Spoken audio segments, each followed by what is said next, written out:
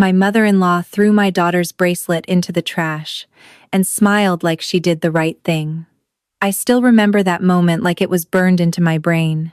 I pulled up to Linda's house that afternoon, and before I even got out of the car, I saw Emma standing on the front porch. She was shaking. Her little arms were wrapped around herself, and her face was red and swollen from crying. The second she saw me, she ran. She slammed into me so hard I almost lost my balance, and she buried her face in my stomach. She couldn't talk. She just kept making these awful, choking sounds, like she was trying to breathe and cry at the same time. I held her tight and looked around. That's when I noticed the trash can sitting by the side of the house. The lid was off. Something cold crawled up my spine. I looked through the front window, and there was Linda, sitting in her armchair, sipping her tea like it was any other Tuesday. No guilt, no worry, nothing. The air felt thick, suffocating. My hands started trembling, and I could feel something dark rising in my chest. Then the front door cracked open, and Linda's voice cut through the silence, calm and steady, like a knife wrapped in velvet. She looked straight at me and said, "She needed to learn. You should be thanking me." And in that moment, I knew this wasn't about a bracelet. It was about something much deeper, something that would break my family apart. Hi everyone, I'm Alicia, 34 years old. What I'm about to tell you happened on a night I thought would be just another shift. But before I get into that, let me give you some background. I'm an ER nurse at one of the busiest hospitals in Chicago. If you've ever been to an emergency room on a Friday night, you know what I'm talking about. Gunshot wounds, car accidents, overdoses, heart attacks. That's my world, 5 nights a week.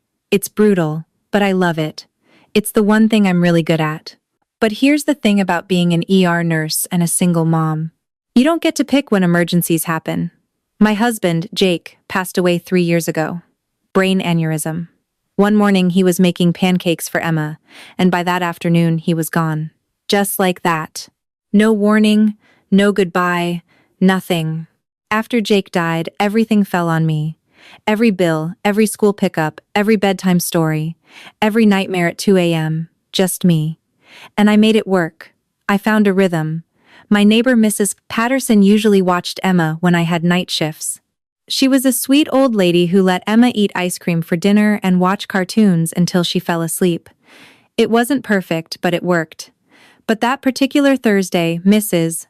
Patterson called me around noon, voice all shaky, telling me her sister had a fall and she needed to drive to Milwaukee right away.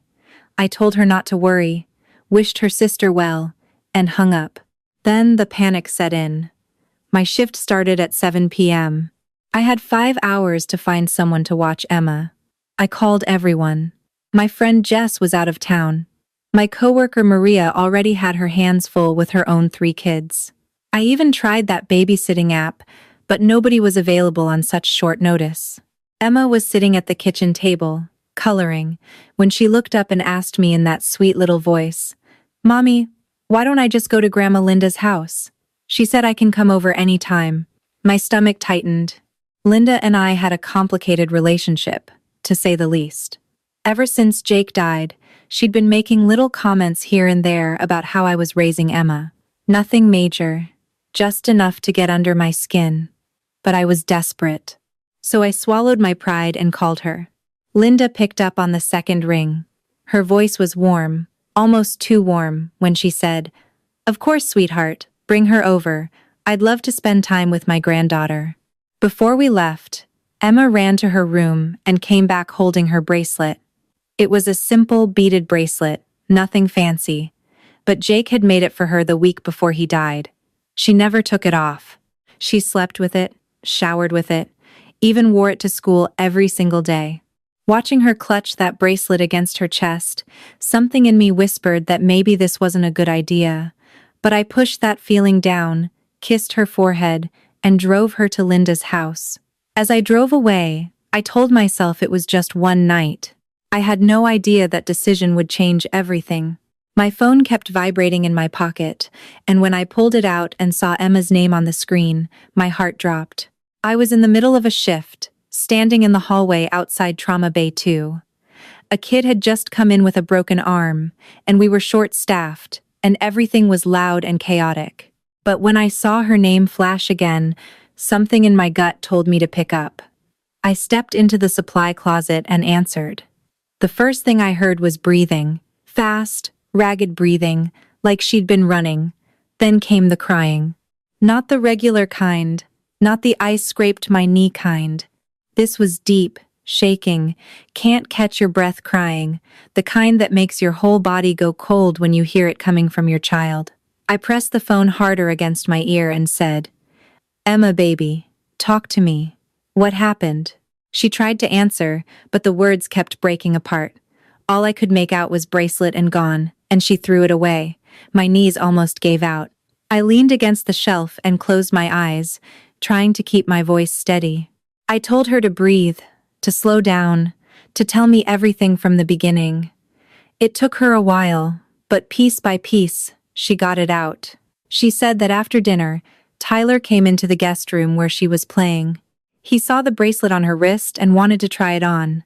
Emma told him no. She said it was her daddy's bracelet and she couldn't let anyone else wear it. Tyler didn't like that. He went straight to Linda and told her Emma wouldn't share. A few minutes later, Linda walked into the room. Emma said her grandmother stood in the doorway with her arms crossed and looked down at her with that look she always gave when she was about to lecture someone. Linda pointed at the bracelet and said to Emma in a firm, cold tone, "Take it off and let Tyler wear it. In this house, we share." Emma shook her head. She held her wrist against her chest and told Linda, "I can't. Daddy gave it to me. It's the only thing I have from him." Hearing that from my 7-year-old nearly destroyed me. I could picture her sitting on that bed, clutching her little wrist, trying to protect the one thing that still connected her to her father. But Linda didn't care. According to Emma, Linda walked over, grabbed her arm, and unclasped the bracelet herself. Emma screamed and tried to get it back, but Linda held it above her head and told her, "You need to stop being selfish. Your father isn't here anymore, and holding on to things won't bring him back." When Emma told me that, my blood turned to ice. I couldn't move. I couldn't breathe. I just stood there in that supply closet with my hand over my mouth, shaking. Emma kept going. She said Tyler wore the bracelet for a few minutes and then got bored. He tossed it on the coffee table. Linda picked it up, looked at it for a second, and then walked to the kitchen. Emma followed her, begging. She said she pulled on Linda's sleeve and cried, "Please, Grandma, please give it back. It's my daddy's." But Linda opened the trash can, dropped the bracelet in, and pressed the lid down. Then she turned to Emma and said with a calm, matter-of-fact voice, "There. Now nobody fights over it. You'll thank me when you're older." Emma said she just stood there. She couldn't move. She couldn't scream. She said she felt like the floor disappeared under her feet. After a long silence, she ran to the guest room, locked the door, and called me. By the time she finished telling me everything, I was crying too. My hands were shaking so bad I could barely hold the phone. A nurse knocked on the supply closet door and asked if I was okay. I didn't answer. I wiped my face with my sleeve and told Emma in the steadiest voice I could manage, "Listen to me. Don't move. Don't talk to anyone. I'm coming to get you right now." She whispered back, "Please hurry, Mommy." I didn't even finish my shift. I didn't tell anyone where I was going. I walked straight out of that hospital, got in my car, and drove. Because at that moment, nothing in this world mattered more than my daughter. I don't even remember how fast I was driving. I just remember the anger. It was everywhere. In my chest, in my throat, in my fingers gripping the steering wheel so hard my knuckles turned white. The streetlights blurred past me, and the city noise faded into nothing. All I could hear was Emma's voice playing on a loop in my head. "She threw it away, Mommy." Over and over, like a recording I couldn't turn off. The drive from the hospital to Linda's house was about 25 minutes. That night, it felt like 5. My mind was racing faster than the car. I kept thinking about all the times I let things slide. All the times I bit my tongue and swallowed my anger because I thought keeping the peace was more important. The first time was right after the funeral. Daniel had been gone for less than a month, and Linda showed up at my apartment unannounced. She walked in, looked around at the mess, the dishes in the sink, the toys on the floor, the laundry piling up, and she didn't say "I'm sorry for your loss" or "How can I help?" She crossed her arms, looked at me with that tight little smile, and said in her usual judgmental tone, "This is no way to raise a child, Alicia. You need to get it together." I was standing there in sweatpants. I hadn't changed in 3 days, with dark circles under my eyes, barely holding it together. And instead of telling her to get out, I just nodded. I nodded and said she was right. That was my first mistake. After that, it became a pattern.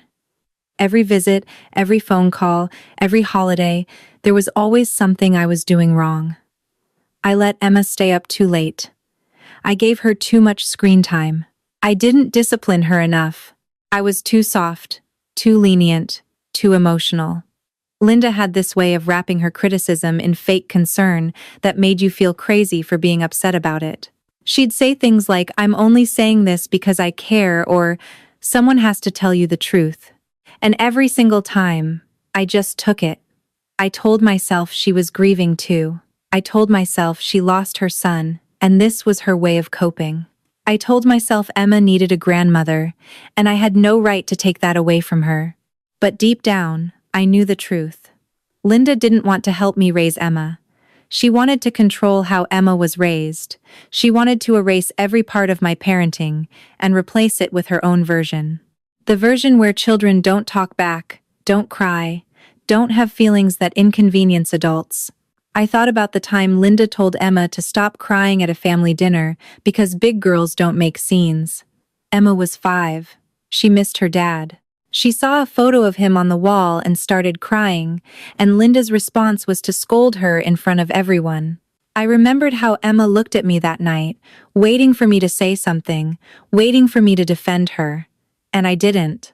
I just rubbed her back and whispered, "It's okay," while Linda went on eating her pot roast like nothing happened. That memory hit me like a punch to the stomach. My chest tightened, and I had to pull over for a second just to breathe. I sat there on the side of the road, engine running, hands still shaking, and I made a promise to myself. No more. No more swallowing my words. No more pretending everything was fine. No more letting that woman make my daughter feel like her grief was an inconvenience. Emma was all I had left of Daniel. She was his laugh, his eyes, his stubborn little chin. And that bracelet she wore every single day was the last birthday gift he ever gave her before the accident took him. Linda didn't just throw away a piece of jewelry. She threw away a piece of my daughter's father. And she did it without flinching. I pulled back onto the road, wiped my face with the back of my hand, and pressed the gas. When I pulled into her driveway and saw the porch light on, I was no longer the same person who dropped Emma off that morning. That woman was patient. That woman was polite. That woman was gone. She didn't even look guilty. She looked proud. When I walked through that front door, Linda was sitting in her recliner with her reading glasses on, flipping through a magazine like the world hadn't just cracked open. The TV was on low, some cooking show, and the house smelled like lavender and dish soap. Everything neat, everything calm, everything perfectly arranged, just the way she liked it. Tyler was asleep on the couch with a blanket over him. And somewhere down the hall, behind a locked door, my daughter was alone, probably still crying. I didn't sit down. I didn't take off my jacket. I stood right in the middle of her living room and looked her dead in the eyes. My voice came out lower than I expected, shaking but steady. I said to her, "Where is it?" It wasn't a question. It was a demand.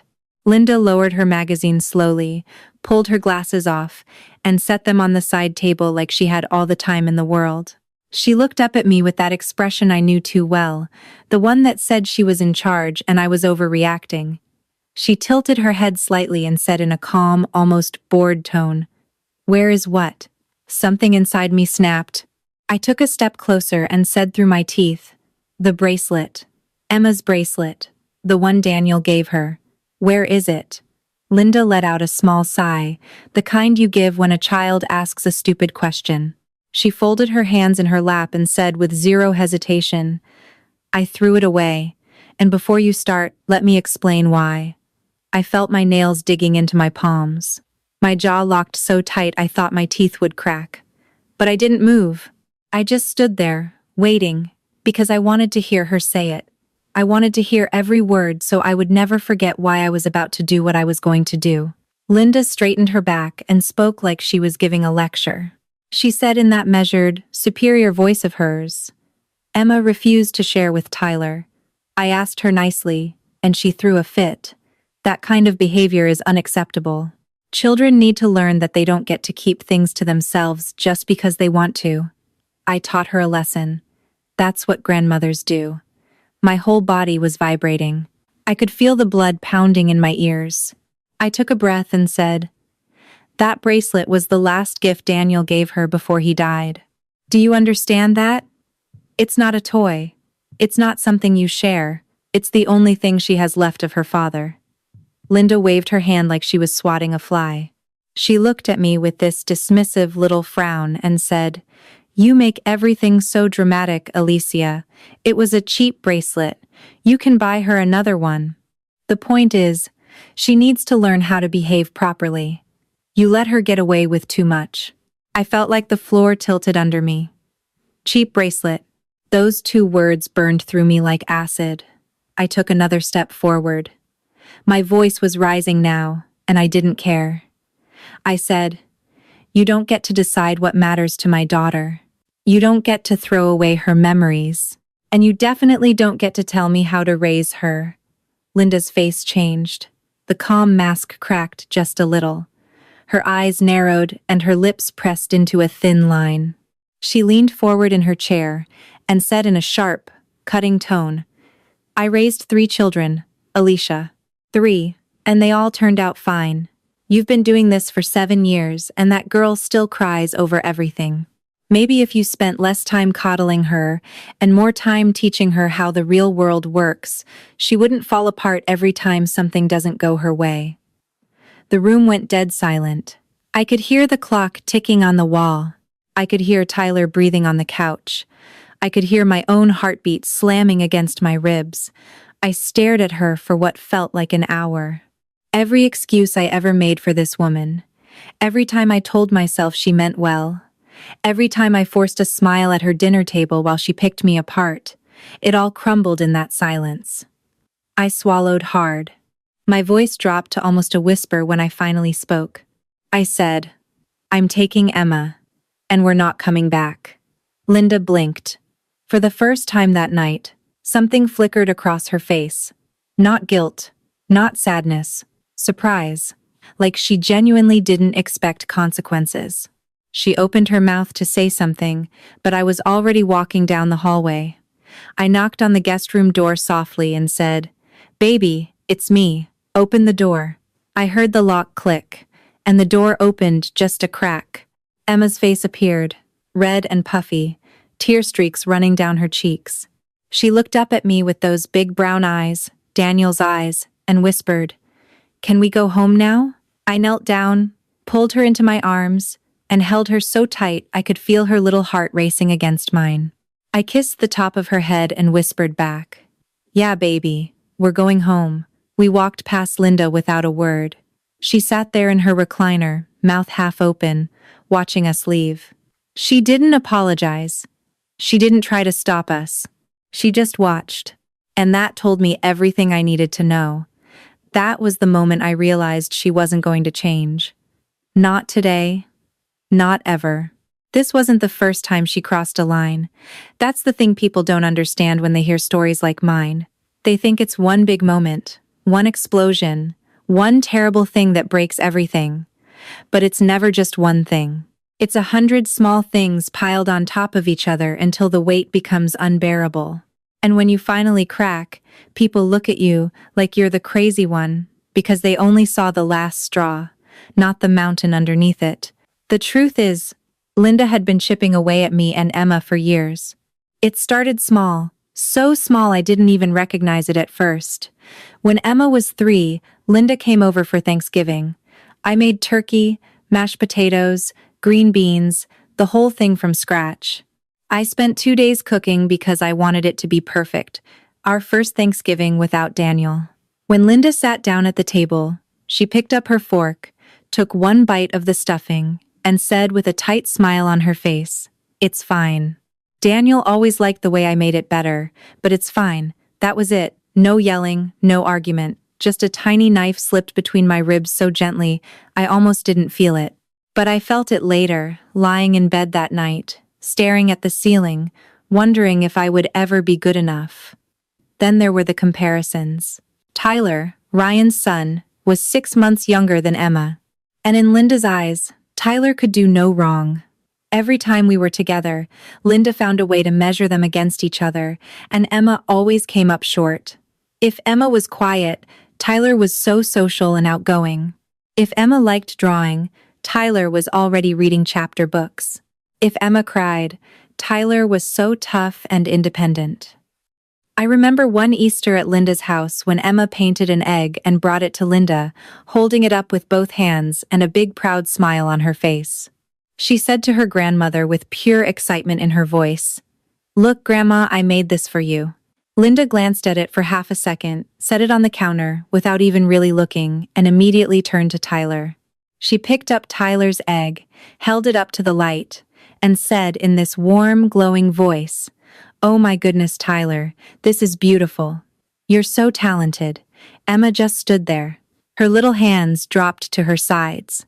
She didn't cry. She didn't say anything. She just walked away and sat in the corner by herself. And that silence was worse than any tantrum. That silence was a 7-year-old learning that she didn't matter as much. I should have said something that day. I should have picked up Emma's egg and made a big deal out of it. I should have told Linda right there that what she did was cruel. But I didn't. I told myself I was reading too much into it. I told myself Linda was just closer to Tyler because she saw him more often. I told myself a lot of things to avoid the confrontation I was terrified of having. There were other moments too. The time Linda rearranged Emma's room without asking, because she said it was too messy for a little girl. The time she signed Emma up for a ballet class I never agreed to and told me about it after the fact, saying, "Every girl should know how to dance. You would know that if you had a mother who taught you properly." That one cut deep because Linda knew my own mother passed away when I was 12. She knew that, and she used it anyway. And then there was the biggest one before the bracelet. About a year ago, Emma made a little scrapbook at school for Father's Day. It had drawings, photos I had printed for her, stickers, and little notes she wrote to Daniel. Things like, "I miss you, Daddy, and I wish you could see me ride my bike." She brought it to Linda's house one weekend, and when I came to pick her up, the scrapbook was gone. I asked Emma where it was, and she just shrugged and said Grandma told her to put it away because it was making everyone sad. I found it later, shoved in the bottom of a closet behind some old blankets. Linda never mentioned it. She never apologized. She just decided that my daughter's grief was inconvenient and hid it away like dirty laundry. Standing in my kitchen that night after the bracelet incident, I thought about every single one of those moments. I lined them up in my head like evidence in a trial, and for the first time, I saw the full picture clearly. This wasn't a grandmother who made mistakes. This was a woman who systematically dismissed my daughter's emotions, undermined my authority as a mother, and punished a child for grieving her dead father. And suddenly, everything made sense. Every uncomfortable dinner, every backhanded compliment, every time I left her house feeling smaller than when I arrived. It all connected. It was never about parenting styles or generational differences. It was about control, and I had let it go on for far too long. I thought it was over. I really did. After that night, I drove home with Emma asleep in the back seat, carried her inside, tucked her into my bed, and sat on the kitchen floor with a cup of coffee that went cold in my hands. I told myself the hard part was done. I stood up for my daughter. I walked out. I said what needed to be said. Now we could move on. But I was wrong. 2 days later, on a Thursday evening, I had just finished giving Emma a bath and was brushing her hair on the couch when I heard a knock at the door. not a polite knock either. 3 hard, impatient bangs, the kind that tells you whoever is on the other side isn't here to chat. I looked through the peephole and felt my stomach drop. Ryan. He was standing on my porch with his arms crossed and his jaw tight, wearing that same look his mother always wore when she was about to tell you how wrong you were. I opened the door halfway and leaned against the frame. I didn't invite him in. I just looked at him and waited. Ryan didn't waste time. He launched right into it, speaking fast and sharp like he'd rehearsed this whole speech in the car. He pointed a finger at me and said in a hard, clipped tone, "You need to fix this, Alicia. You went over there and disrespected my mother in her own home. She's been crying for 2 days." I almost laughed. Almost. The idea of Linda crying over anything other than a stain on her carpet was hard to picture. But I kept my face straight and said, "She threw away Emma's bracelet, the one Daniel gave her. Did she tell you that part?" Ryan shifted his weight and looked away for a second. Then he came back with that same edge in his voice and said, "She told me what happened. Emma was being difficult and wouldn't share. Mom handled it the way she saw fit. That's her right as a grandmother." I gripped the door frame so hard I could feel the wood pressing into my palm. I looked at him and said slowly, making sure every word landed, "She took a dead man's gift off his daughter's wrist and threw it in the garbage. That's not discipline, Ryan. That's cruelty." Something flashed in his eyes. He uncrossed his arms and took a step closer. His voice got louder, and he said with real frustration pouring out, "See, this is the problem with you, Alicia. Everything is always the worst-case scenario. Everything is always so dramatic. Mom was trying to teach Emma a simple lesson about sharing, and you turned it into World War III. I could feel Emma watching from the hallway behind me. I didn't turn around, but I knew she was there. I could hear her little feet on the hardwood. I kept my eyes on Ryan and said, "Your mother told my daughter that holding on to things won't bring her father back. She said that to a 7-year-old. Is that a lesson too?" Ryan paused. For just a second, something crossed his face. Maybe doubt, maybe discomfort. I couldn't tell. But it disappeared fast. He shook his head and pushed through it, his voice dropping lower now, more controlled, like he was trying a different angle. He leaned in and said in a quieter but harder tone, "Look, I get it. You're emotional. You've been through a lot. But you can't just cut Mom off like this. She's Emma's grandmother. She's family." I felt a bitter taste rise in my throat. There it was. The playbook. First, minimize what happened. Then, call me emotional. Then, remind me of family obligation. I had heard this script before, just never this directly. I straightened my back and said, "Family doesn't throw away a child's last memory of her father. Family doesn't make a little girl feel guilty for missing her dad.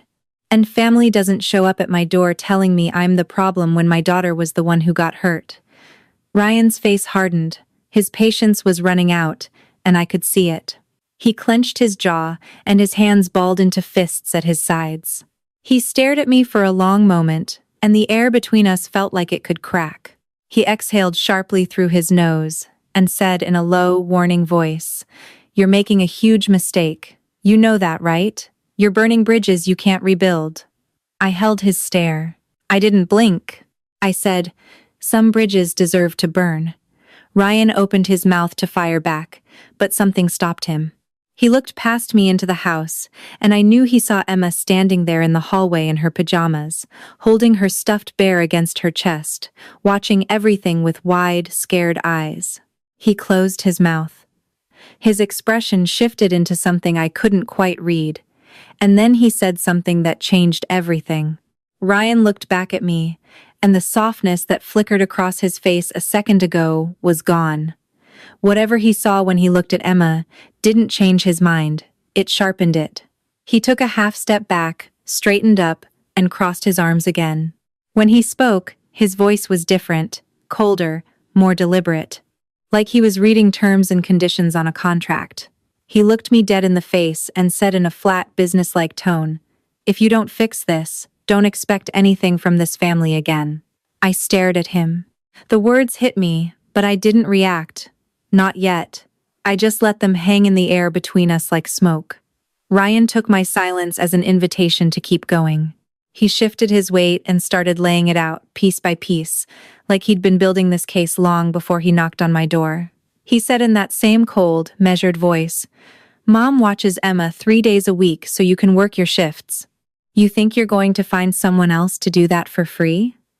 Daycare in this city costs $2,000 a month, Alicia. You barely cover rent as it is." My chest tightened, but I kept my mouth shut. He wasn't done.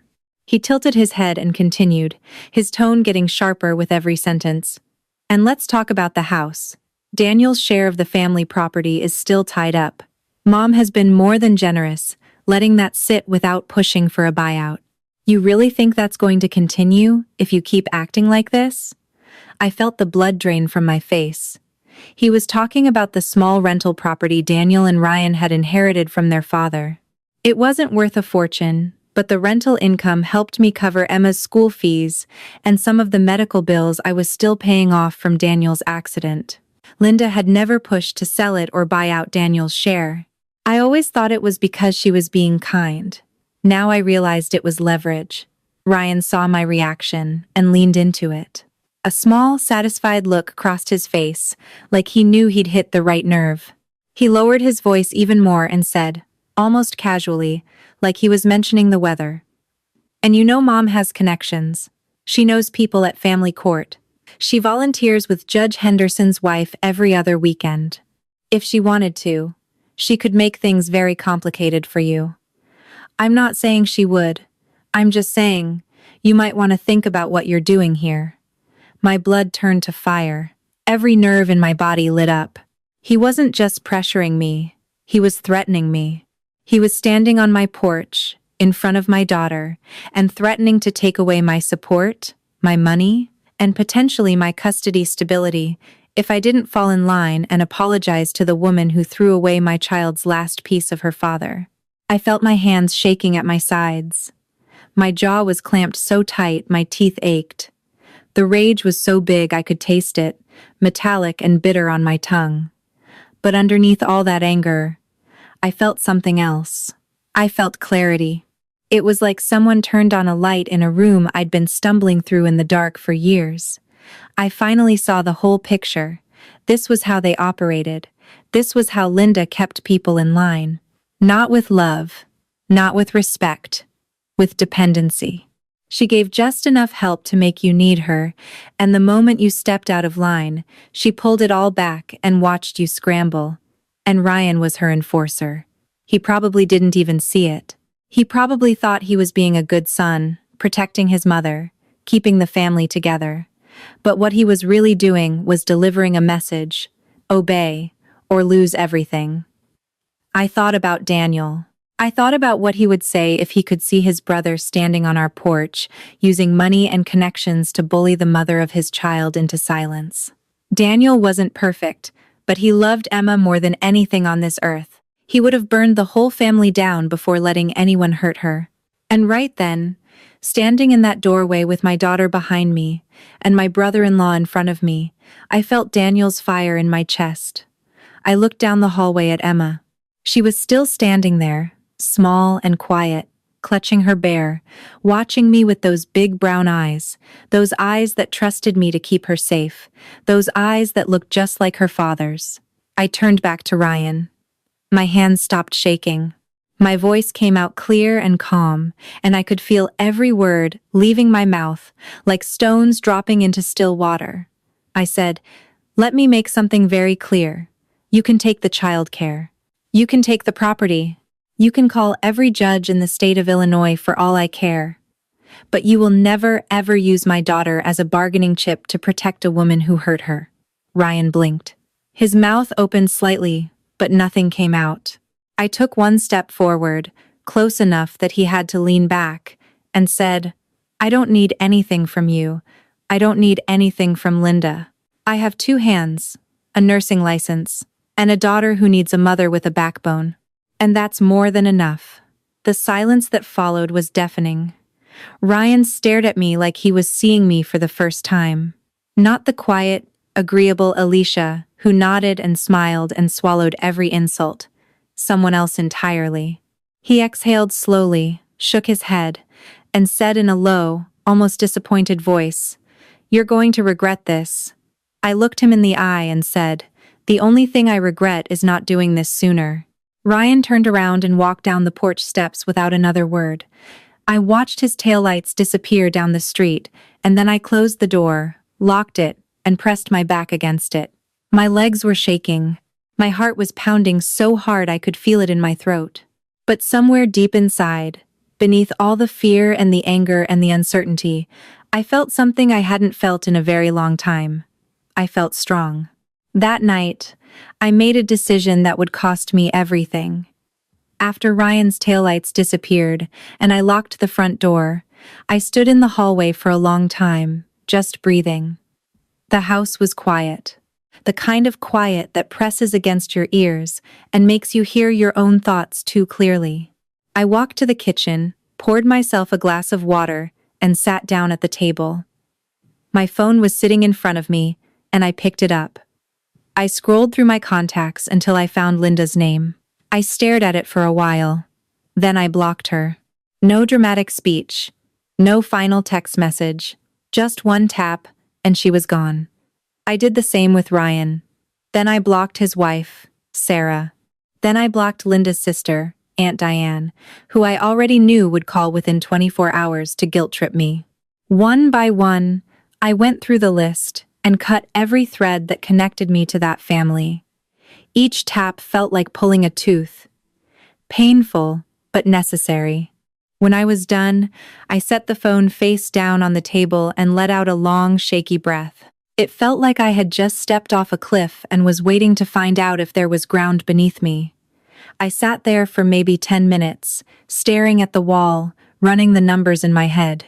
Without Linda's childcare, I would need to rearrange my entire work schedule.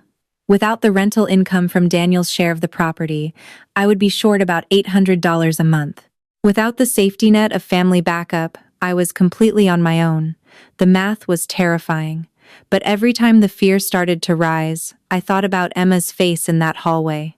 I thought about her standing there in her pajamas, holding her bear, looking at me with those eyes that were asking one simple question. "Are you going to protect me?" And the answer was yes. It would always be yes. I got up from the table and walked down the hall to my bedroom. Emma was in my bed, curled up under the covers with her bear tucked under her chin. She wasn't asleep. I could tell by the way she was breathing, too still, too deliberate, like she was pretending. I climbed in next to her and pulled the blanket over both of us. For a minute, we just lay there in the dark. Then Emma rolled over and pressed her face against my arm. Her voice was small and muffled when she asked, "Mommy, is Grandma mad at me?" My heart cracked right down the middle. I pulled her closer and kissed her forehead. I said softly, "No, baby. Grandma isn't mad at you. None of this is your fault. You didn't do anything wrong." She was quiet for a second. Then she asked, even quieter, "Are we still going to go to Grandma's house?" I took a breath. I knew I had to be careful here. She was 7. She didn't need the full truth. She needed to feel safe. I brushed the hair away from her face and said, "We're going to take a break from Grandma's house for a while. You and me, we're going to figure things out together. Just the two of us." Emma thought about this. Then she looked up at me in the dark and whispered, "Like a team?" A lump rose in my throat so fast I almost couldn't speak. I swallowed hard and managed to say, "Yeah, baby, like a team." She nodded slowly, seemed satisfied with that answer, and pressed herself closer against me. Within a few minutes, her breathing changed, deeper, slower, and I knew she was finally asleep. I lay there holding her, listening to the sound of her breathing, feeling the warmth of her little body against mine. Outside, the city hummed its usual nighttime sounds, distant sirens, a car passing, wind brushing against the window. Everything was the same as it always was, but everything was different. I had just severed ties with the only family my daughter had left on her father's side. I had given up free childcare, financial support, and whatever fragile sense of belonging I had been clinging to for the past 4 years. By morning, I would have to start rebuilding everything from scratch. And for the first time in a long time, I felt free. Not happy, not relieved, just free. Like I had been carrying something impossibly heavy on my shoulders for years, without realizing it, and I finally set it down. I closed my eyes, held my daughter tight, and whispered into the dark, "We're going to be okay." 2 years have passed since that night, and our lives look very different now. Emma is 9 now. She's taller, louder, and braver than I ever expected. She joined a soccer team last spring, and she's terrible at it, but she loves it more than anything. She laughs more than she used to. She sleeps in her own bed now, most nights anyway, and she doesn't wake up crying as often as she did before. We never heard from Linda again. Not a call, not a letter, not even a message through someone else. Ryan sent one email about 3 months after that night, something about the property and legal paperwork. I forwarded it to a lawyer I found through a coworker, and she handled it. Daniel's share was bought out. The check wasn't much, but it was enough to cover 6 months of daycare and put a little aside for emergencies. I rearranged my shifts at the hospital. I found a daycare that Emma actually likes. I picked up extra hours when I could, and on the nights I couldn't, my neighbor, a retired teacher named Gloria, watched Emma for the cost of a home-cooked meal and some company. It wasn't easy. There were months when I checked my bank account and felt my chest get tight. There were nights I sat on the kitchen floor after Emma went to sleep and wondered if I made the right call. But then I would think about that bracelet in the trash can. I would think about Linda's face, calm and proud, telling my daughter that holding onto her father's memory was selfish. And I knew I did the right thing. Last month, Emma and I were sitting on the couch watching a movie, and out of nowhere, she looked at me and said with a quiet, steady voice, "Mommy, I'm glad it's just us." I pulled her close and kissed the top of her head. I didn't trust my voice, so I just nodded. We never replaced the bracelet. Some things can't be replaced. But Emma keeps a photo of Daniel on her nightstand, and every night before bed, she touches it and whispers goodnight. That's enough. That's more than enough. So tell me, would you choose family or would you choose your child? Because I made my choice. And I would make it again every single time.